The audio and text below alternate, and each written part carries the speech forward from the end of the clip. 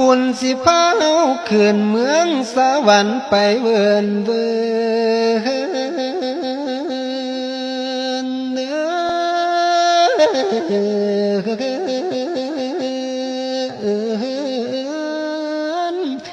อย่ามัวเพลินแต่อยากได้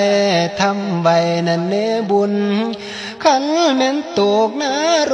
กบุญสิอยู่เขานี่ขันแม่นตกกะเวจีบุญสิพายเฮามุมบุญสิโจมเมาขึ้นเมืองสวรรค์ไปสันสีสู่สุขาวดีมีแต่ของทิพย์ดวนเป็นมวลเขาว่าเครื่องกินรักษาศีลกินทานให้เสื้อความพุทโธเจ้าหอมเพิ่นว่าบัวว่าหอกเป็นเงาคือแหว